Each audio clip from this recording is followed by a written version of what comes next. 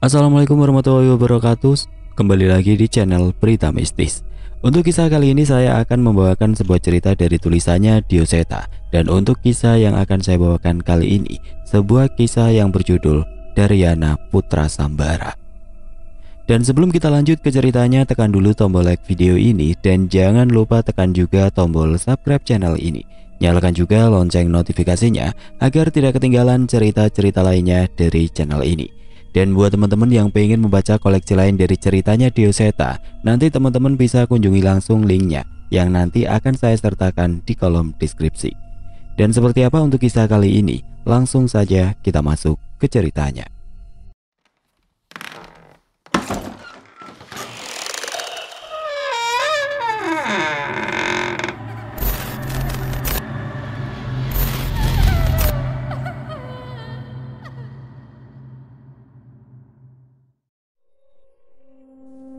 Angin gunung berembus dengan kencang menerpa sebuah desa yang bertahan di lereng bukit.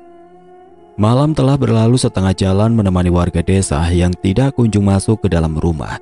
Hampir seluruh warga desa mulai dari orang dewasa hingga anak-anak menggenggam obor yang menyala di dekat gerbang desa. Ada yang mereka tunggu, sebuah harapan akan kebebasan dari teror kelam yang telah berdampingan dengan mereka selama beberapa keturunan.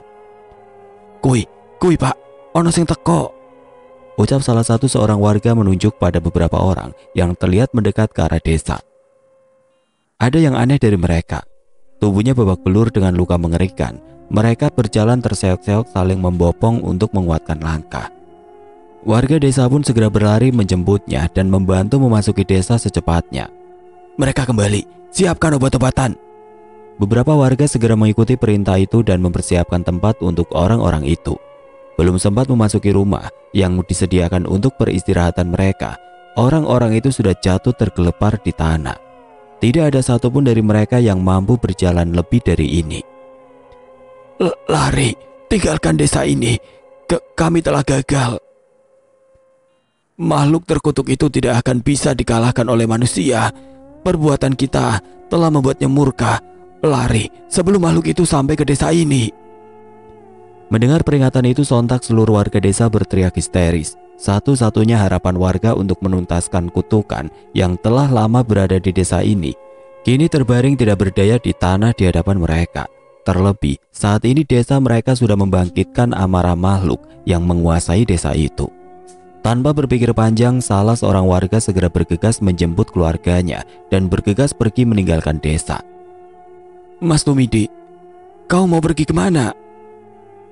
Kalian semua tidak dengar, setan terkutuk itu akan datang ke desa ini. Pendekar-pendekar itu saja tidak bisa menangani, apalagi kita, ucap orang itu yang segera pergi meninggalkan gerbang desa bersama anak dan istrinya. Melihat hal itu, beberapa warga desa menjadi bimbang. Sebagian dari mereka ingin mengikuti jejak orang itu untuk meninggalkan desa. Jangan gentar, kita hadapi makhluk itu bersama-sama, teriak kepala desa. Tapi pak, pasti akan banyak nyawa melayang. Desa kita pernah melawan belasan tahun lalu, tapi setan itu malah menghabisi setengah warga desa. Mendengar pendapat itu, beberapa warga semakin yakin untuk meninggalkan desa. Namun tepat saat akan meninggalkan gerbang, tiba-tiba terdengar suara raungan makhluk buas yang setengah tertawa bersama suara pohon yang tersibak. Sontak rasa merinding menyelimuti seluruh warga yang berkerumun. Rasa takut mereka semakin terpuruk ketika beberapa benda terlempar dari tengah hutan dan jatuh di antara para warga. Kepala manusia. Warga yang kejatuhan benda itu teriak histeris. Itu kepala Tumidi dan anak istrinya. Sontak warga yang berniat meninggalkan desa mengurungkan niatnya. Mereka benar-benar putus asa. Kini mau tidak mau mereka harus menghadapi sosok makhluk yang sedang murka itu.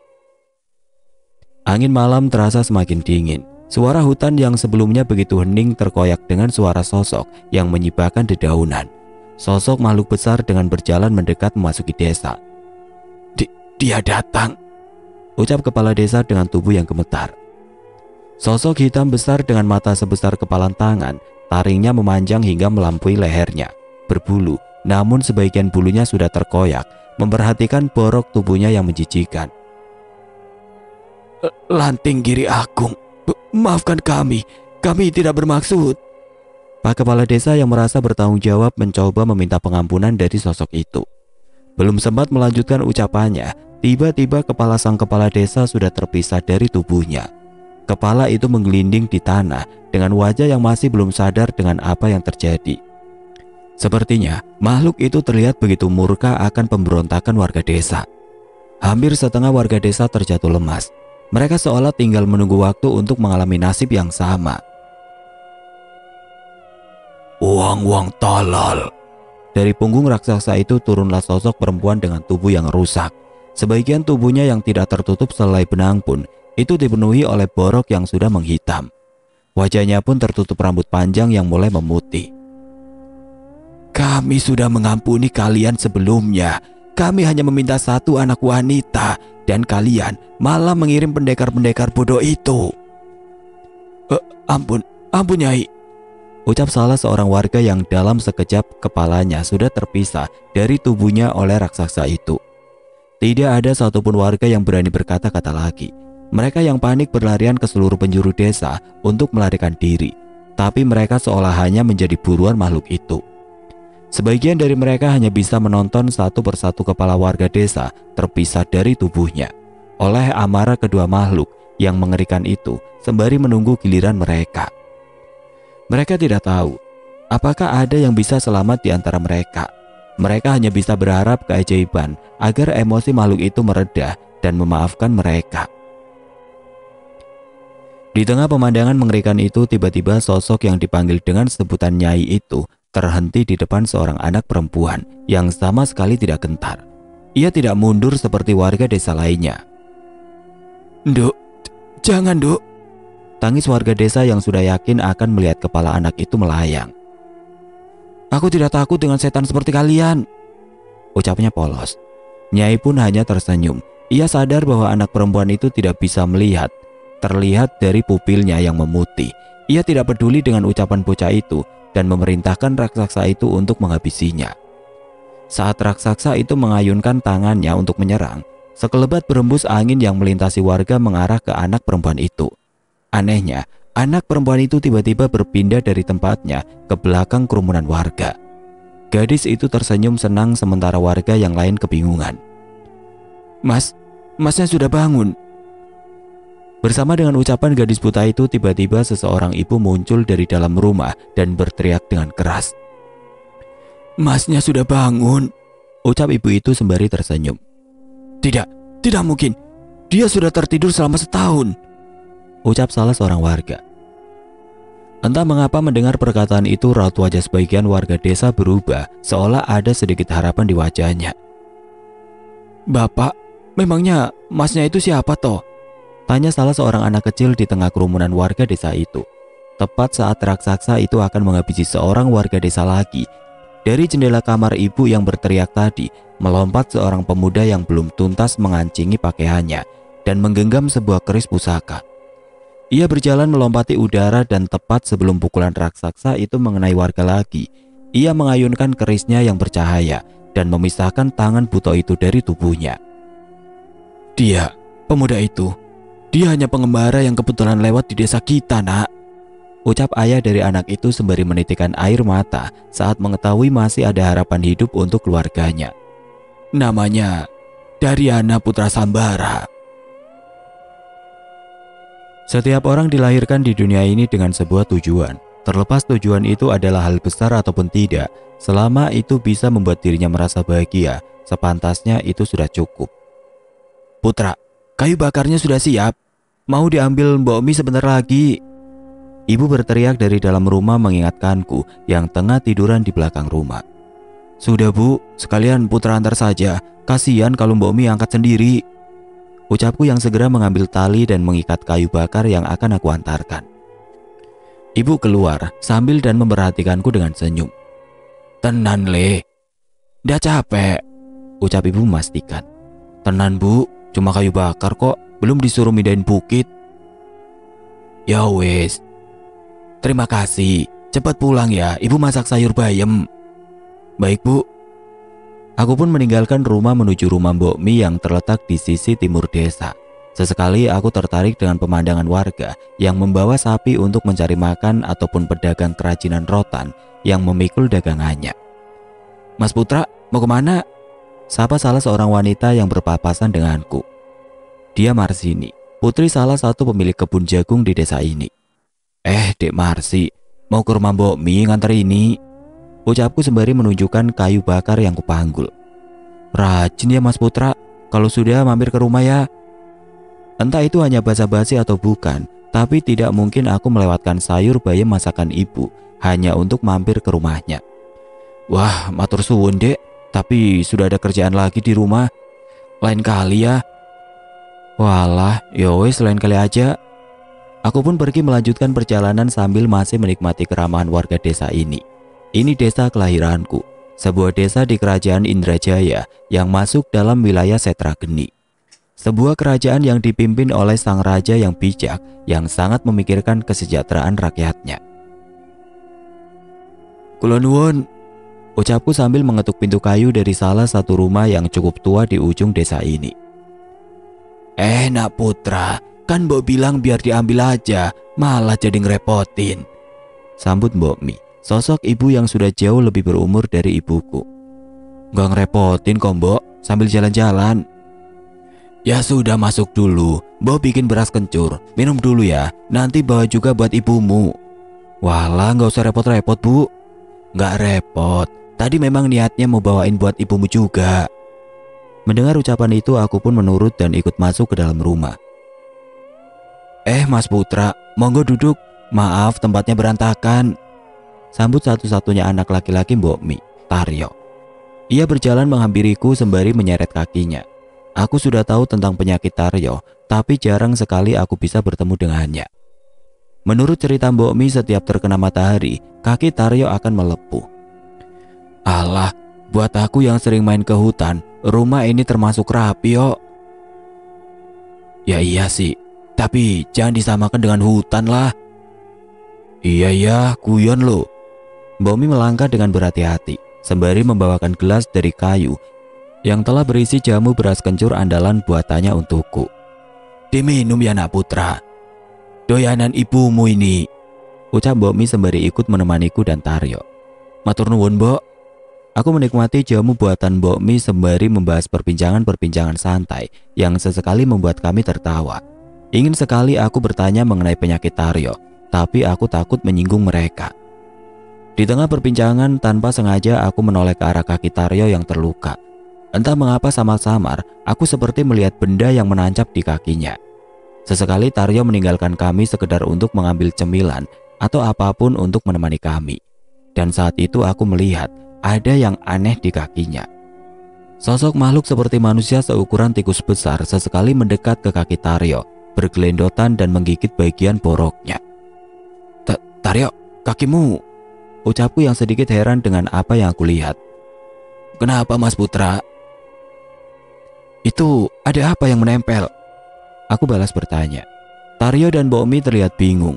Ia menunjukkan kakinya padaku, namun sepertinya ia tidak sadar dengan keberadaan makhluk yang menempel di kakinya. Aku memastikan hal itu sambil menatap wajah mereka, namun sepertinya benar bahwa mereka tidak menyadari hal itu. "Mbak, mohon maaf sebelumnya, saya penasaran kenapa kaki Taryo bisa sakit." "Oh, itu kami juga tidak tahu Mas. Sudah diobati berbagai cara, tapi masih tidak bisa sembuh." "Yuk, boleh aku lihat sebentar?" "Boleh sih Mas, tapi kenapa toh? Baunya nggak enak, aku malu." "Wes rapopo, aku penasaran." Mendengar aku memaksa, Taryo pun duduk selonjor di kursi panjang dan menunjukkan luka di kakinya kepadaku. Tidak seperti biasanya, kali ini aku melihat luka di kaki Taryo dengan berbeda. Samar-samar terlihat ada makhluk hitam kecil seukuran tikus menggerigiti daging Taryo di sekitar benda berbentuk paku yang menancap. Aku mencoba memberanikan diri menarik sebuah benda yang mirip sebuah paku hitam itu dan membuangnya ke tanah. Dan benar saja, makhluk-makhluk kecil itu tidak lagi menggerogoti kaki Taryo dan berganti menjilati paku hitam itu. "Mas, tadi ngapain? Sekarang rasanya gimana?" "Beda Mas, tadi kaku, sekarang sudah enggak." Aku sekali lagi melihat lukanya. Tidak ada benda lain lagi, namun luka yang ditinggalkan makhluk itu tidak menutup dengan sendirinya. Aku melihat ada benda hitam menancap di kakimu. Ada makhluk kecil menggerogoti lukamu tadi. Sekarang mereka sudah pergi mengikuti paku hitam itu. Ucapku sembari menunjuk ke tanah tempatku melemparkan paku itu. Tapi sepertinya mereka tidak bisa melihatnya. Bu, kaki Taryo bisa bergerak. Masih sakit? Masih, tapi rasanya beda. Sebelumnya seperti ada yang mencabik-cabik luka Taryo. Mereka pun menoleh ke arahku dengan sedikit bingung dan menanyakan kepadaku apa yang terjadi. Sayangnya aku juga tidak mengerti. Aku pun mencoba membawa paku yang tidak terlihat itu dan berniat menanyakannya kepada ibu. Aroma masakan sudah tercium beberapa langkah dari rumah. Sepertinya ibu juga memasak sambal yang baunya tercium hingga keluar. Aku pun segera bergegas ke rumah menjawab panggilan dari masakan ibu. Tidak butuh waktu lama untukku menghabiskan masakan yang dihidangkan oleh ibu. Nambah lagi nggak, Le? Emang masih ada? Kalau masih mau nambah ya ibu masakin lagi. Aku tersenyum sembari membereskan piringku. Nggak usah repot-repot, Bu. Putra udah kenyang kok. Nggak apa-apa. Ibu seneng kalau kamu seneng sama masakan ibu. Lagi pula suatu saat kamu pasti akan mengembara seperti ayahmu. Jadi selama kamu masih di sini, makan masakan ibu yang banyak, biar ingat pulang. Tenang Bu, masih lama. Putra mau jagain ibu dulu saja. Setelah membereskan dapur dan lebih santai, aku mengambil bungkusan kain yang kubawa dari rumah Mbok Mi. Di dalamnya ada paku hitam yang tidak bisa dilihat oleh Mbok Mi dan anaknya. Bu, bisa lihat ini? Kain? Bukan, yang di dalam kain ini, benda berwarna hitam. Ibu mengernyitkan dahinya, mencoba memperhatikan. Namun sepertinya tidak menemukan apapun di sana. Memangnya yang kamu lihat itu apa, Nak? Tanya ibu penasaran, namun wajahnya tetap tenang. Paku berwarna hitam, ini yang menusuk di kaki Taryo. Putra mengira ini yang membuatnya tidak bisa berjalan dengan normal. Ibu menghela nafas dan menatapku. Itu paku santet, Nak. Berarti benar Nak Taryo diserang ilmu hitam. Ibu tahu? Ibu menggeleng. Ia bercerita bahwa ia tidak bisa melihat atau berurusan dengan hal itu. Namun menurutnya ayah memiliki kemampuan untuk melihat dan berurusan dengan hal-hal yang tidak kasat mata. Bapak bisa. Kenapa tidak kamu tanyakan sendiri? Hampir setengah tahun Bapak nggak muncul. Terakhir tiba-tiba Bapak nyamperin di hutan buat ngajarin ilmu pernafasan. Ibu hanya mengelus kepalaku sembari tersenyum tanpa melanjutkan perbincangan. Ya sudah, Bapak pasti kembali lagi. Saat itu jangan lupa nanya ke Bapak. Aku mengangguk membalas ucapan ibu. Santet, di desa yang diisi oleh warga yang serama ini, masih ada saja yang punya niat jahat satu sama lain. Di dalam hati aku berharap, semoga saja ini hanya satu-satunya kejadian yang ada di desa ini. Malam ini aku izin kepada ibu untuk bermalam di hutan. Seperti biasa aku melatih ilmu yang diajarkan oleh Bapak. Suara hewan malam, udara dingin, dan gemersik di daunan pepohonan menjadikan hutan ini sebagai rumah kedua untukku. Mana paku yang kamu temukan? Mendadak terdengar suara seorang pria keluar dari sudut hutan menghampiriku. Bapak? Aku tersenyum menyambut kedatangan Bapak yang sudah lama tidak terlihat. Paku hitam yang kubungkus dengan kain itu pun kutunjukkan pada Bapak. Sini, dengarkan Bapak. Aku duduk berhadapan di depan Bapak, di sebelah api unggun yang aku buat. Ia meletakkan paku itu di tengah-tengah kami dan memperlihatkan kekuatan hitam yang menyelimutinya. Ini adalah salah satu ilmu santet. Keberadaan kekuatan hitam ini menandakan bahwa benda ini masih berhubungan dengan pengirimnya. Bapak mengajarkan satu hal kepadaku. Menurutnya, kita bisa mengetahui siapa pengirim benda ini dengan mengikuti arus kekuatan hitam yang ada di benda ini. Tutup matamu dan coba masukkan sedikit kesadaranmu di benda ini. Sebelumnya Bapak pernah mengajarkanku cara untuk membaca aliran kekuatan di beberapa benda hidup. Dengan memindahkan sedikit kesadaran, kita bisa mengetahui energi apa saja yang mengalir di berbagai benda maupun pusaka. Aku melakukan seperti yang Bapak katakan dan mendapati sosok dan keberadaan inang dari pemilik benda ini. Seorang prajurit kerajaan? Tanyaku pada Bapak. Bapak mengangguk. Namun ia segera meletakkan tangannya di atas paku itu dan mengalirkan kekuatannya. Seketika kekuatan hitam itu pun menghilang dari penglihatanku. Kamu harus berhati-hati. Tidak semua benda bisa dibaca semudah ini. Bila pengirimnya orang yang lebih sakti, mungkin kesadaranmu akan terperangkap oleh jebakan yang ia pasang. Dan setelah mengetahui siapa pelakunya, segera memurnikan benda itu agar mereka tidak lagi bisa melacak keberadaanmu. Baik Pak, Putra ingat baik-baik ucapan Bapak. Aku pun masih memperhatikan paku itu. Walau kekuatan hitamnya menghilang, tapi paku itu masih dapat kulihat. Apa mungkin itu yang sering disebut dengan benda gaib? Nah, sekarang kita masuk bagian yang paling penting. Aku mengangguk dan pergi mengambil bungkusan lain yang cukup besar ke hadapan Bapak. Ini Pak, sayur lodeh, bandeng, sambal terasi. Tanya Bapak sembari menerawang isi bungkusan yang aku tunjukkan padanya. Hebat, Bapak nggak pernah gagal nebak masakan Ibu. Gak mungkin Bapak bisa salah ngenalin masakan terenak di jagat raya. Sudah cepat, dibuka. Malam itu kami menikmati masakan yang dibawakan oleh Ibu hingga tidak bersisa. Setelahnya Bapak mengajarkan beberapa ilmu bela diri dan ilmu batin semalaman. Hanya di malam pertama, malam berikutnya Bapak sudah pergi lagi dan menghilang. Aku tidak mungkin menahannya. Beberapa kali aku sempat melihat Bapak menahan sesuatu yang mengamuk dari dalam dirinya. Tapi dengan semua penderitaan itu, ia masih terus berusaha untuk menjadi seorang ayah yang baik untukku. Semakin aku dewasa, semakin jarang Bapak menemuiku. Aku tahu itu semua demi kebaikan kami dan seluruh kerajaan. Tapi aku tidak ingin menerima keadaan ini begitu saja. Suatu saat aku pasti akan menemukan cara untuk menyelamatkan Bapak. Aku terbangun dengan aroma masakan Ibu yang tidak pernah gagal menggodaku. Bangun Le, tolong anterin lauk ini ke rumah Den Bira ya. Ibu masih banyak yang harus dimasak. Sambut Ibu saat sudah mengetahui aku yang telah bangun. Putra sarapan dulu boleh Bu? Boleh, cepat mandi terus berangkat ya. Aku menuruti perintah Ibu dan segera membawa beberapa keranjang yang aku duga berisi ayam bakar dan kelengkapannya. Rumah Den Bira cukup jauh. Mungkin setengah hari bisa aku gunakan untuk perjalananku pulang pergi. Tapi inilah mata pencarian aku dan Ibu. Dari masakan yang dipesan juragan seperti Den Birala, kami bisa hidup berkecukupan. Wah, nak putra, akhirnya sampai juga. Sambut Den Bira yang keluar sendiri menyambutku. Belum terlambat kan Den? Tanyaku memastikan. Belum, acaranya masih nanti sore kok. Cuma nggak sabar aja, mau ngicipin duluan. Aku membukakan bungkusan yang kubawa dan mengantarkannya ke dapur. Sudah ada beberapa pelayan Den Bira yang menerima dan menata masakan Ibu. Tukang masak Den Bira banyak, tapi kok sampai jauh-jauh mesen ke Ibu Den? Pasalnya dapur Den Bira begitu bagus, banyak pelayan dan bahan makanan yang lengkap.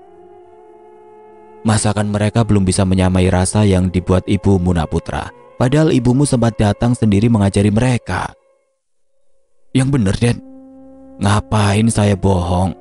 Buat saya masakan ibumu itu masakan yang mewah.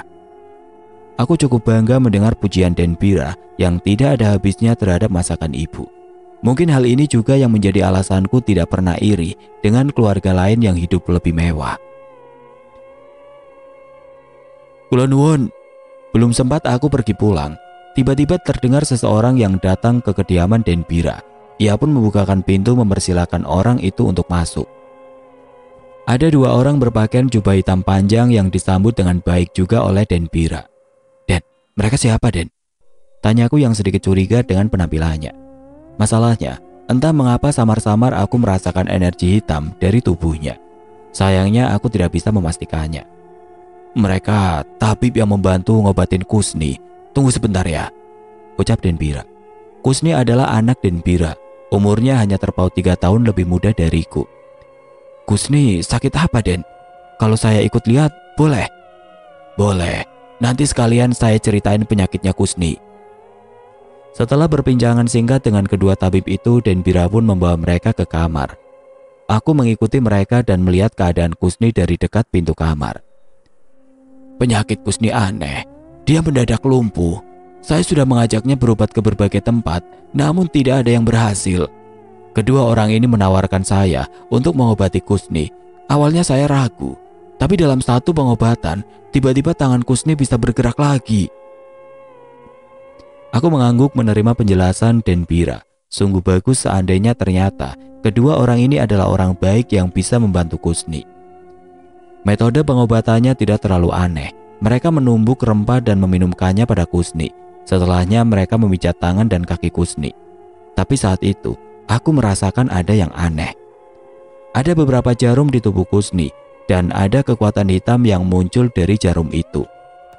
Hal ini seperti yang dulu pernah aku temukan pada paku di kaki Taryo. Sepertinya Denbira juga tidak mengetahui tentang hal itu. "Pak, tangan Kusni satunya sudah bisa bergerak," ucap Kusni tiba-tiba. Aku menoleh pada salah satu tabib itu dan mendapati ia tengah menggenggam jarum yang sebelumnya menusuk di tangan Kusni. Perlahan kekuatan hitam dari jarum itu pun kembali ke tubuhnya. "Pengobatannya sudah selesai, tapi kami masih harus beberapa kali datang untuk mengobati kaki Kusni," ucap mereka. Denbira tersenyum sambil menoleh ke arah Kusni. Kami pun mengantarkan tabib itu keluar untuk pulang. Ada perbincangan singkat di antara mereka yang akhirnya membuatku berpikir.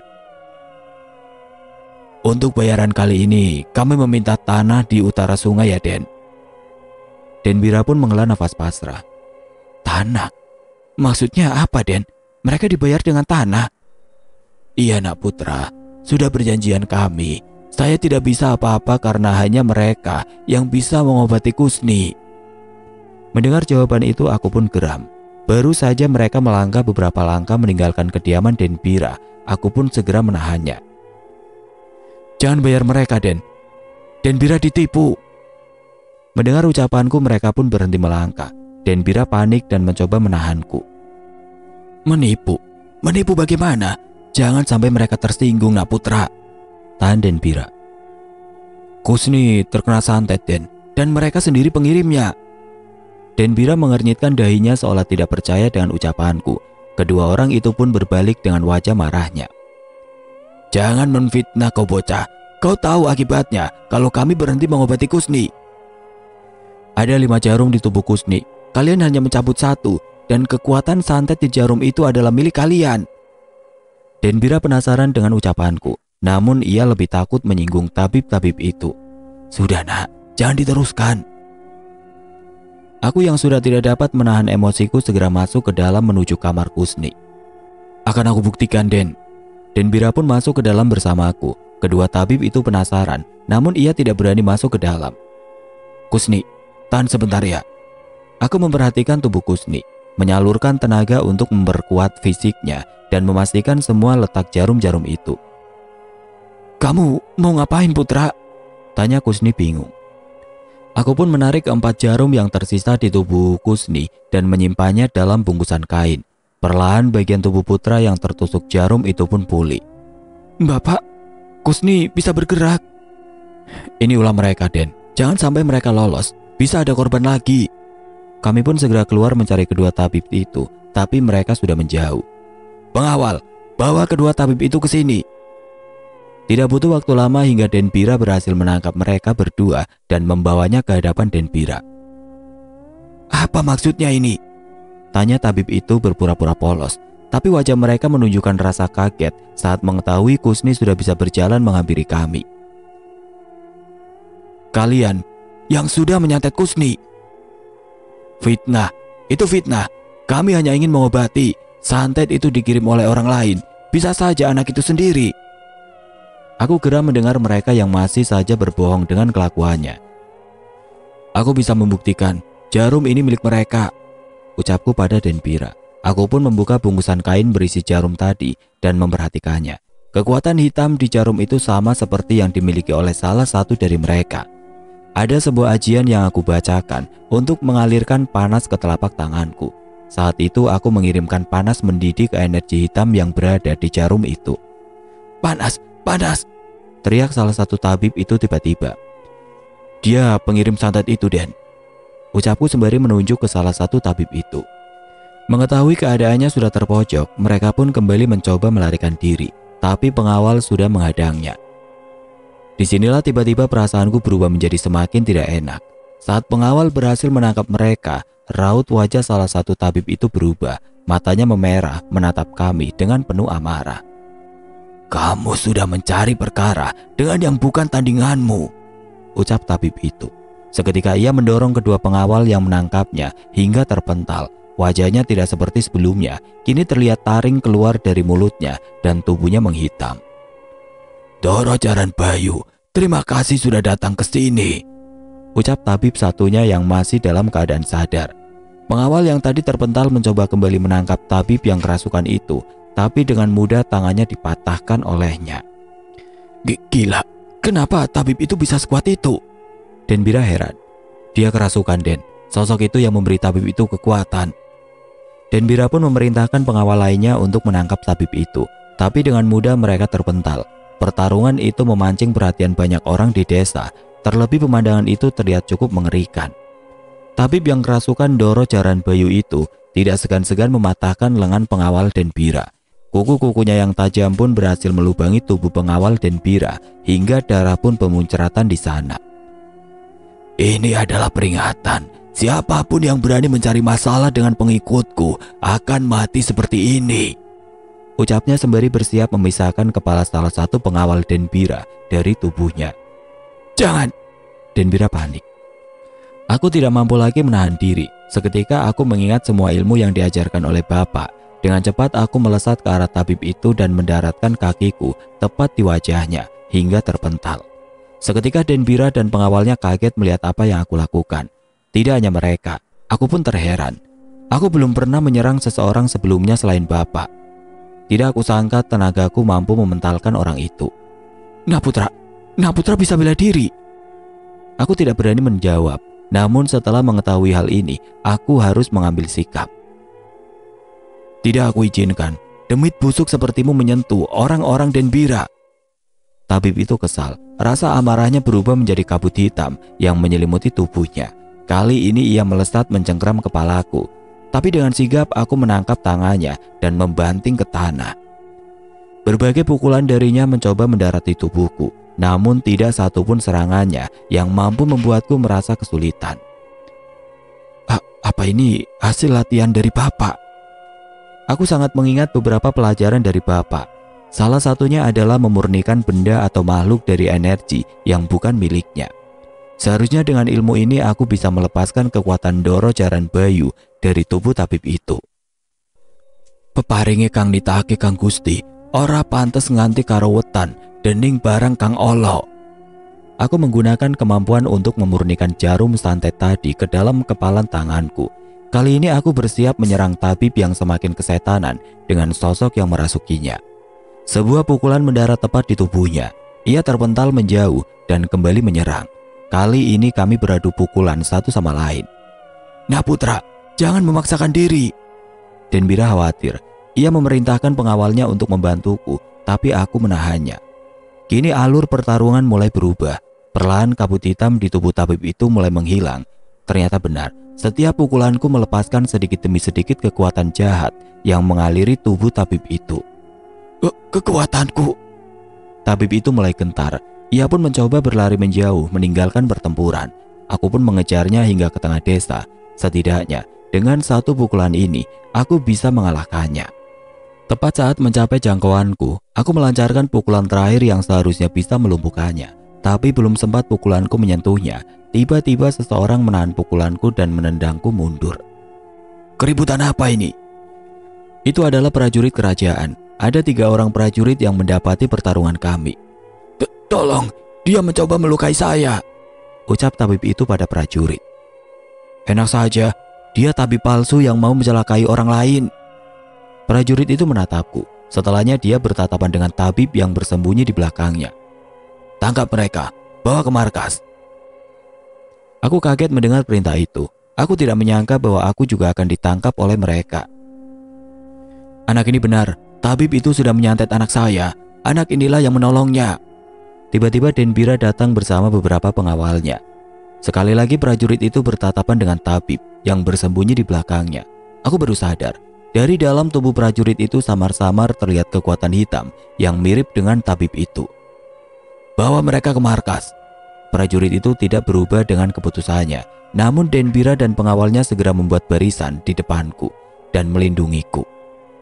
Sudah saya bilang, anak ini tidak bersalah. Kau berani melawan prajurit kerajaan. Selama yang saya lakukan benar, saya tidak akan takut, tegas Denbira. Seketika semua pedang melesat tertuju ke leher Denbira. Pimpinan prajurit itu benar-benar tidak main-main dengan ucapannya. Namun Denbira sama sekali tidak gentar. Seketika pengawal Denbira mencoba membantunya, tapi beberapa prajurit menghadangnya dan mengancamnya. Serahkan anak itu, atau kalian akan dicap sebagai pengkhianat, ucap prajurit itu. Aku setia pada kerajaan Indrajaya, fitnahmu tidak akan menggetarkanku. Kalau begitu, hukuman seorang pengkhianat adalah mati. Prajurit itu menarik pedangnya dan bersiap menebaskannya pada Denbira. Aku tidak lagi dapat menahan pemandangan ini. Sebelum pedang itu mendarat, aku melompat dan menendang pimpinan prajurit itu hingga tersungkur. Jangan sentuh Denbira. Berani-beraninya kau. Ini perintah. Tangkap mereka atau habisi sekalian. Perintah pimpinan prajurit itu. Seketika desa itu menjadi medan pertempuran antara pengawal Denbira dan prajurit kerajaan. Aku berusaha tidak membiarkan orang-orang Denbira terluka dan mencoba menghadapi prajurit itu sebanyak mungkin. Warga desa berlarian ketakutan menghadapi kejadian tidak terduga ini. Suara pedang saling beradu, cipratan darah bertebaran dari pertarungan mengerikan ini. Namun tepat sebelum ada jatuhnya korban, tiba-tiba sekumpulan prajurit lain berdatangan menghentikan pertarungan kami. Ada seseorang yang sepertinya memiliki pangkat lebih tinggi di antara mereka. Ia menaiki kuda dan melompat tepat di hadapanku dan pimpinan prajurit itu. Hentikan! Teriak panglima itu. Mendengar teriakan itu, seketika seluruh prajurit dan pengawal Denbira menghentikan serangannya. Tuan Brasma, mereka pengkhianat, mereka berani melawan kami, ucap pimpinan prajurit itu. Bohong, prajurit itu melindungi tabib penipu yang mencoba membunuh anak saya. Anak ini hanya mencoba menolong kami. Denbira berteriak membela aku. Aku tidak tahu lagi harus bersikap apa di antara orang-orang besar ini. Namun panglima itu menatapku dan memperhatikanku. Aku merasa ada sesuatu yang ia perhatikan dari tubuhku. Siapa namamu? Putra Tuan. Apa yang terjadi? Aku pun menceritakan pada panglima itu tentang apa yang terjadi pada Kusni, hingga tabib itu kesetanan dan berlindung pada prajurit itu. Mana tabib itu? Tanya Tuan Brasma pada para prajurit. Prajurit itu pun membawa tabib itu ke hadapan Panglima Brasma. Bohong, anak itu berbohong. Prajuritmu membela yang benar. Belum sempat melanjutkan ucapannya, sebuah tombak menusuk tepat di tubuh tabib itu dari tangan Panglima Brasma. Tuan, bukan dia yang salah. Pimpinan prajurit itu masih mencoba membela. Tangkap pimpinan prajurit dan anak buahnya yang bersekongkol. Saat itu juga aku dan Denbira kaget dengan keputusan itu. Aku merasa lega, tapi aku tidak tahu apa yang bisa membuat Panglima Brasma melihat kebenaran ini dan mempercayaiku. Tuan, kenapa prajurit kita yang ditangkap? Apa kata rakyat kita? Protes anak buah Panglima Brasma. Surat titah Ganendra, tidak ada yang boleh melawan, ucap Panglima Brasma. Seketika suara kasakusuk terdengar di antara para prajurit. Mereka pun tidak lagi berani melawan perintah itu. Titah Ganendra, apa maksudnya? Nah, ayo naik. Tiba-tiba Panglima Brasma mengelurkan tangannya dan mengajakku naik ke kudanya. Saya? Nak putra, mau dibawa kemana Tuan? Tolong ampuni dia, ucap Denbira sembari berlutut. Melihat Denbira berlutut, Panglima Brasma segera turun dari kudanya dan memintanya berdiri. Tenang Tuan, saya akan mengantarkan putra pulang ke rumah ibunya. Tapi sebelumnya, ada beberapa orang yang ingin bertemu dengannya. Tuan kenal ibu saya? Panglima Brasma tersenyum dan mengangguk. Apa benar ucapan Tuan? Denbira memastikan. Panglima Brasma menoleh ke arahku sebentar. Daryana putra Sambara. Bahkan bila anak ini meminta setengah dari kerajaan ini, Raja Indrajaya pasti akan memberikannya, ucap Panglima Brasma dengan suara yang mengecil yang hanya dapat didengar oleh kami bertiga. Ucapan itu membuat aku dan Denbira kaget. Mengapa Panglima Brasma sampai bisa berkata seperti itu? Memangnya apa yang sudah terjadi sampai Raja Indrajaya mengenalku? Dan siapakah orang-orang yang ingin bertemu denganku? Oke teman-teman, sampai di sini dulu ceritanya. Nantikan kelanjutan kisah ini di video berikutnya. Agar tidak ketinggalan, klik tombol subscribe channel ini dan nyalakan lonceng notifikasinya. Wassalamualaikum warahmatullahi wabarakatuh.